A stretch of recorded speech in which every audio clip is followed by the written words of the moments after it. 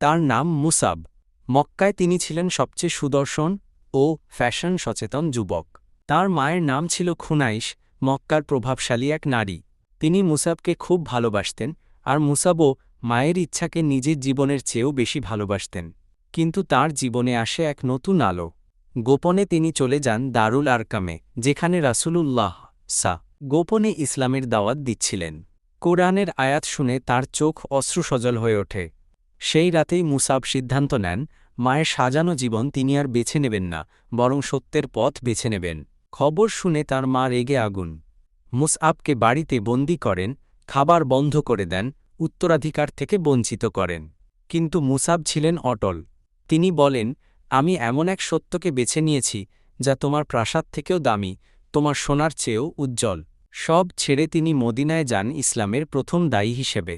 তার ভাষা, তারুণ্য, চরিত্র আর হৃদয়ভরা ঈমানের কারণে পুরো মদিনা বদলে যায়। তার হাতে ইসলাম গ্রহণ করেন অসংখ্য মানুষ। তারা বলেন, আমরা এমন কাউকে দেখিনি যিনি এত সুন্দর অথচ এত বিনয়ী, এত শক্তিশালী অথচ এত কোমল। উহুদের যুদ্ধ। মুসাব পতাকা হাতে নিয়ে সামনে আছেন। কাফেরদের এক সেনা এসে তার ডান হাত কেটে দেয়। তিনি বাঁ হাতে পতাকা ধরেন, সেটিও কেটে যায়। শেষবার বাহু দিয়ে আঁকড়ে ধরেন পতাকাটি। সেই মুহূর্তে তিনি মাটিতে লুটিয়ে পড়েন। তার ঠোঁটে তখনও উচ্চারিত হয়, মুহাম্মদ একজন রসুল মাত্র, তার পূর্বে আরও অনেক রসুল গত হয়েছে। কাজেই যদি সে মারা যায় কিংবা নিহত হয়, তবে কি তোমরা উল্টা দিকে ঘুরে দাঁড়াবে? এবং যে ব্যক্তি উল্টা দিকে ফিরে দাঁড়ায়, সে আল্লাহর কোনোই ক্ষতি করতে পারবে না, এবং আল্লাহ কৃতজ্ঞদেরকে অতিশীঘ্র বিনিময় প্রদান করবেন। যুদ্ধ শেষে নবীজি যখন শহীদদের দাফনের জন্য আসেন, মুসাবের লাশ দেখে চুপ করে যান। কাঁদতে কাঁদতে বলেন, আমি তাকে দেখেছি মক্কার সবচেয়ে বিলাসী পোশাকে।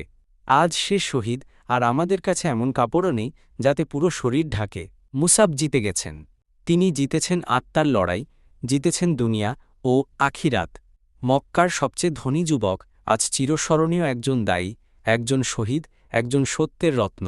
এই গল্পটি আপনার কেমন লেগেছে